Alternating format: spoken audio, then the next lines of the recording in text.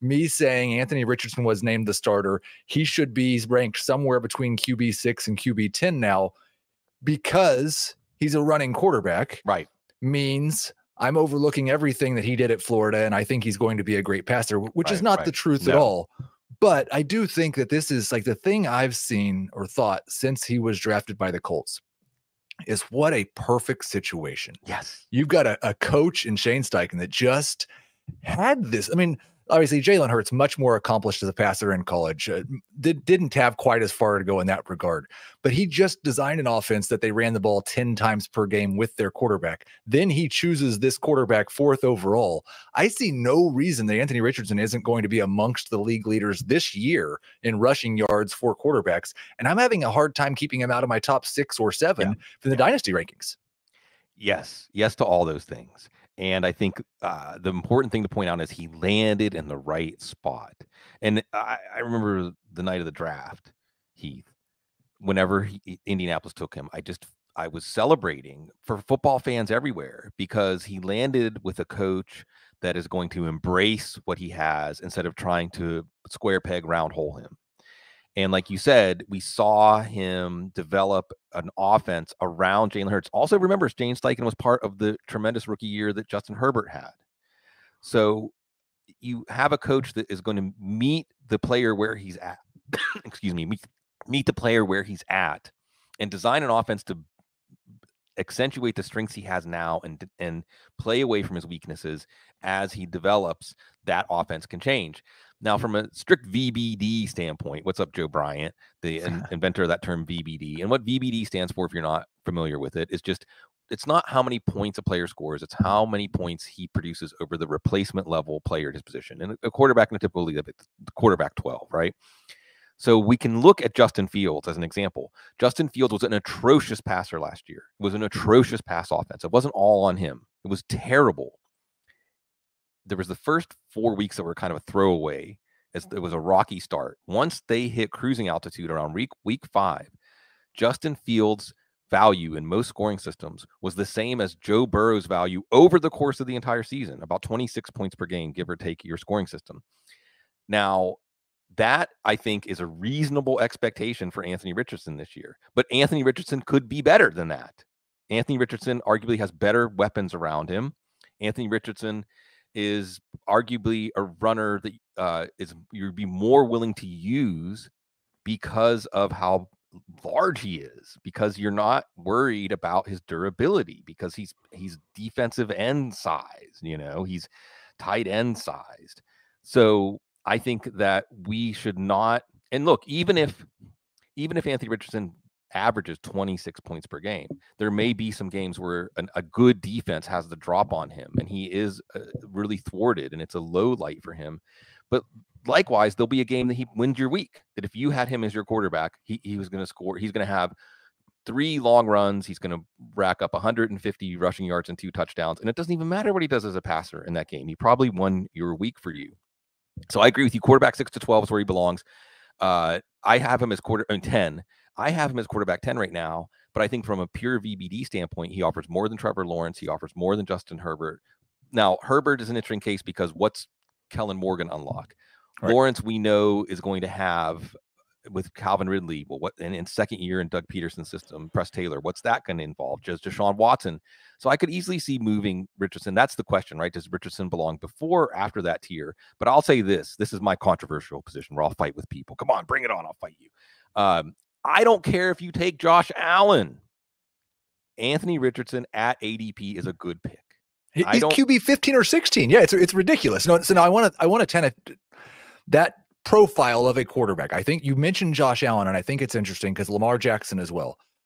This is uncharted territory. We've not seen these guys who run this much get old and stay relevant. And so I do wonder, like, Richardson's young enough that I think he still has, no matter if you think he's going to drop off at 27, 28, 29 because of all the hits, he's still got a 6 or 7 year window. Yeah. But are you in Dynasty, are you getting concerned at all that, like, Lamar Jackson's already shown the evidence the last 2 years, so it'd be understandable if you're with him. But do you think that a Josh Allen window is shorter than a Patrick Mahomes window? Evidence points in that direction, just because of the Bills are telling us, right? We want Josh Allen to take less punishment this year. We heard that more than once this offseason. They got a couple of more guys that can mix it up inside between the tackles, Damian Harris and Latavius Murray, and maybe they're also looking to have more balance in their offense. So that makes sense. And I think Cam Newton is a good example. Andrew Luck wasn't a classic running quarterback, but I do think you're right to point out that the amount of punishment that some of these quarterbacks take can catch up with them faster than your classic pocket quarterback, a Drew Brees, a quarterback who doesn't sacrifice as much of their health and well-being for the team.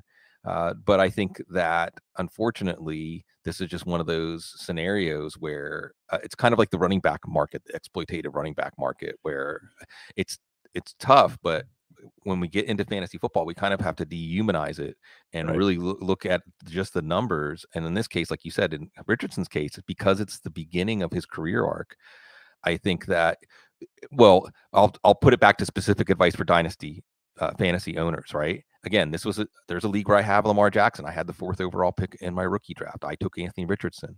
Right. So maybe it's you start planning a little more ahead, and maybe you even try to get out of your Josh Allen, Lamar Jackson positions before the bottom drops out.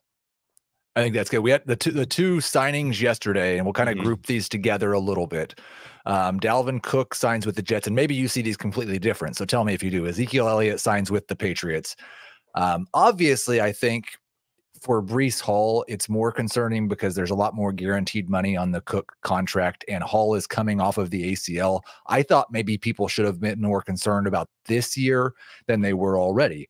What I think is interesting from a dynasty perspective is like Hall and Stevenson, in theory, are young enough that even if they take a little ding and redraft this year because of the signings, it shouldn't impact their dynasty value that much. But what you were just talking about with the focus on win this year over win 2 or 3 years from now, and especially what we've seen at running back with, I mean, Javonte Williams, DeAndre Swift, Ken Walker, all these guys were top 5 dynasty running backs just 12 months ago, and not just in my rankings and almost everyone's, and none of them are now.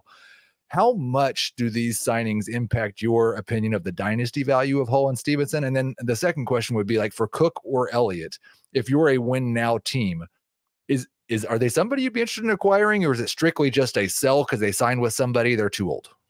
Probably a sell. Probably. Yeah. I mean, it depends on your depth, because they can help you, especially in deeper dynasty leagues, 16-team leagues where you're going to be scraping the bottom of the barrel sometimes in bye weeks and when you have injuries and things like that. But there's no way to spin this, Heath. I don't think there's any way to spin this positive for any of the 4 running backs, except Ezekiel Elliott, maybe because he was outside of our circle of trust. Ezekiel Elliott was pretty right there with Kareem Hunt and Leonard Fournette, who are still waiting to get signed. You know, they were basically players, I think, that were afterthoughts. And at the very least, Ezekiel Elliott is a player that could easily lead the Patriots in rushing touchdowns. Now, what is that going to take? Maybe that's 6. I don't know. I mean, that's the thing. It's the Patriots offense. Patriots offensive line really needs to avoid injuries. Yes, Bill O'Brien is a legitimate actual offensive coordinator. That's going to help, but it's still going to be one of the lowest wattage offenses in the league. And if you think, let's put ourselves in Bill Belichick's head for a second. They want to keep games low scoring, right? They want to win games with defense and special teams. They're not going to try to pull games into any kind of shootout game script. At least Ezekiel Elliott's going to get more. I know we love Ramondre Stevenson because of all of his receptions last year. Well, Ezekiel Elliott's one of the best pass blocking running backs in the league. That's not good for Ramondre Stevenson. The Patriots have been sniffing around veteran running backs basically for the entire last month. So they were always looking, they were hoping Kevin Harris or Pierre Strong, the draft picks from last year, were going to convince them they didn't need a veteran. And this is a committee, and it's an ugly committee because it's a low ceiling offense. So maybe, Ezekiel Elliott is like your 4th running back, again, a bye week emergency injury running back. Ramondre Stevenson, I know people are saying, great, now I can get him in the 4th round. Why? I don't understand. I'll put it this way. If you take Ramondre Stevenson before Dameon Pierce, I think you're just ignoring the way that things are going. I mean, Heath, we may even look back in a few weeks, like about a month from now, and say, if you took Ramondre Stevenson over James Cook, if you took Ramondre Stevenson over Khalil Herbert.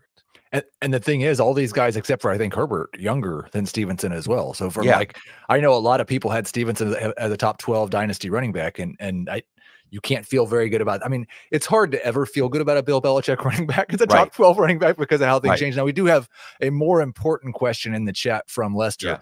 because you are in New Oh, Orleans. yeah.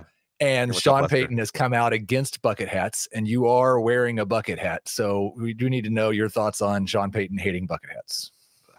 I don't know how Sean Payton can see anything over the wall of money he has. So, you know, he'll be okay. I will say this about Sean Payton as an aside. After when he retired from the Saints, he said, "I'll see you on the neutral ground." For those of you that don't know New Orleans and don't know the meaning of that, in New Orleans, the streets have pretty big medians. They call it the neutral ground because it was the neutral ground between neighborhoods where there may be some hostilities.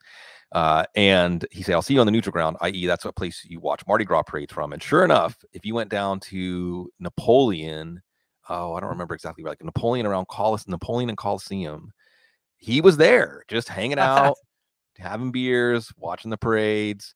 And then the other thing I'll say on that side of things, because I'm going to, New Orleans, us New Orleans folks love some New Orleans, is the year they called it the Lombardi Gras, the year that New Orleans won the Super Bowl.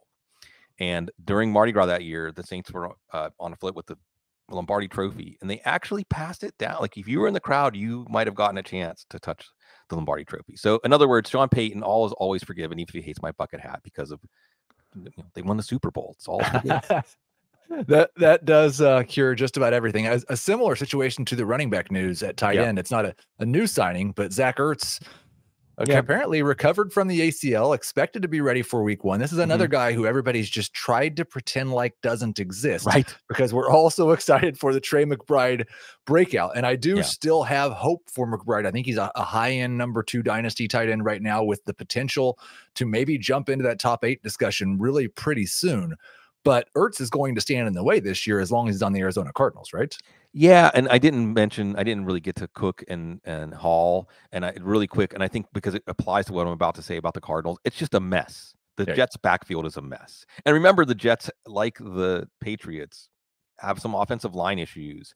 The Jets' offense could just be, I could easily see the Jets being, do you like car crashes? Do you like NASCAR races, dumpster fires, like just disaster? I could see disaster in the Jets' offense. I don't think there's any way you want to go near that Jets offense. Whatever it is at the beginning of the season in terms of a split, it could change week to week. The best case scenario for fantasy is that Breece Hall returns to form and is so good that they just realize they set a bunch of money on fire. But I don't think that's going to happen. I think that everything, their logic, like the Alan Lazard signing, their logic is so skewed by the pursuit of Aaron Rodgers that we can't assume anything rational about what they're doing. And certainly their offensive line has to be better than it was last year if they're even going to get out of the garage. Now, Arizona, similarly, who's going to start week 1? It might be Clayton Tune. Who knows? It's probably still going to be Colt McCoy. And that, again, gives us a low wattage passing offense. Now, there's opportunity for volume plays there, but which ones? Marquise Brown, Rondale Moore, one of Michael Wilson or Zach Pascal, maybe James Conner. I mean, Heath, if we're looking for running backs that haven't really stepped on I just named some of them, the running backs who haven't stepped on a landmine or perhaps even had their value enhanced during the last month. I think that Pierce is the headliner, but James Cook and Khalil Herbert are right behind him. And then, I mean, James Conner at least hasn't had any. James Conner could be okay. He could catch 3, 4, 5 balls a game. But now when you add in Ertz and you have Trey McBride, now we're talking about 5 viable targets when you add in 3 wide receivers. It's going to be one of the least productive passing games in the league. I don't know how we're going to project this week to week, and I know that we don't want to have any piece of it in our drafts. Do you think that either Hall or McBride are good buys for teams that maybe are kind of on that, I'm not sure if I'm competing this year, but expect them to be a lot better in 2024? Yeah, I think that absolutely you take advantage. So emotion is a big part of fantasy football, and it should be. Embrace emotion. I know that I just said we need to be dehumanizing and look at things as just numbers, but we have to factor in what the emotions are rippling through the fantasy football hive mind. And I do think in this moment, if you like Breece Hall, if you like even Ramondre Stevenson, although as he said, beware of Bill Belichick running backs holding value year over year.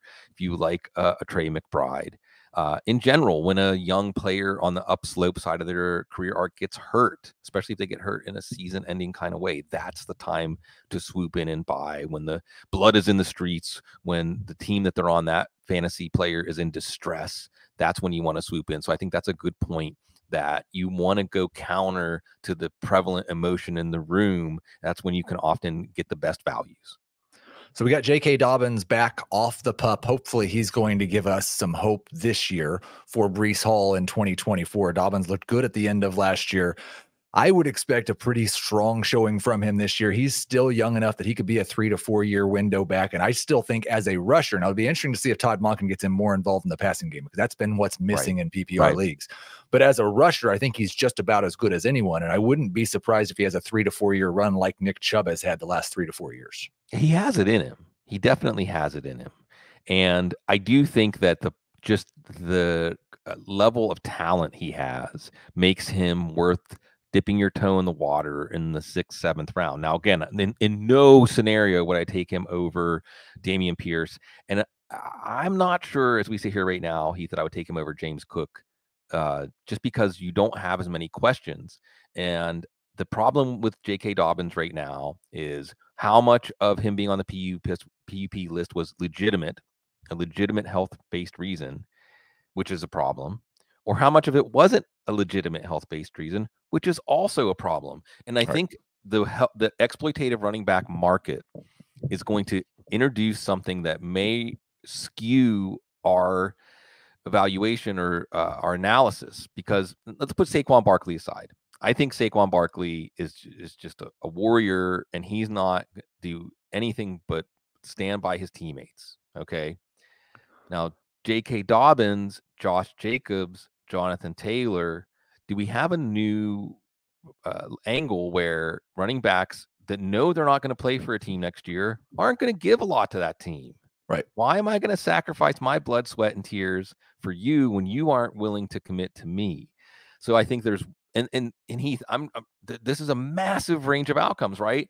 On one end, we remember back in the good old days of fantasy football when a contract year was, who are the players in contract years? That's who you want, right? Because they've got a lot of motivation. Well, Josh Jacobs just did that. Yeah. And what did he get? It's like Groundhog Day, right? He's just right back where he started. He didn't even get the 5th year option picked up. They didn't even pick up it, which they would have saved some money, I think.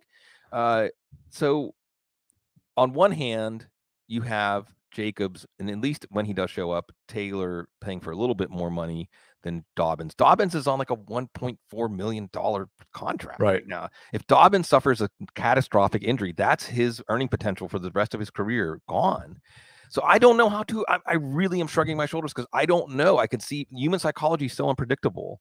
On one hand, I could see these running backs saying, well, I guess I have to just ball out and hope that next year justice happens and I can get some sort of long-term security for what I've given on the field. But I also understand, and Tank Williams, and it's so great that there's so many player voices in our ecosystem now, Heath, because Tank Williams used to play for the Titans. Immediately, whenever Barkley and Jacobs, I think Barkley showed up, and he said, well, but what's going to happen the first time he has a minor injury? Or is he going to invent a minor injury? So again, 6th, 7th round, that's about where the break point is, strictly because of talent and the hopes that this Ravens offense, faster paced offense, is going to be a better offense. I could see Dobbins hitting, but there are probably a running back or two on the board when he's going off the board that I like better. And I think, like, John Bosch says this a lot in Dynasty, like the only time to roster a running back is like if you get to week 6 and you're definitely a contender, then go get a couple running backs. Because like it's holding a running back is just a landmine in Dynasty fantasy football right now. And there's a couple of guys like Bijan, Jahmyr Gibbs, probably not going anywhere. Christian McCaffrey, he's happy. He's going to be a stud as long as he's healthy. But yeah, there's just not that many guys you can be sure about. So let's get to week 6, week 7, see who the guys are who are leading their teams. We'll go acquire them with future draft picks. We'll win the league and we'll figure the rest out later. I think that's about we complain about how bad the tight end position is in fantasy, and it is. But the difference is there's really only like 2 or 3 guys that are good. So you're not missing out on that much. There's going to be 15 good running backs this year. It's just that it's hard to figure out with all the varying things going on. And that will be a struggle, I think, in redraft and Dynasty and just about every format.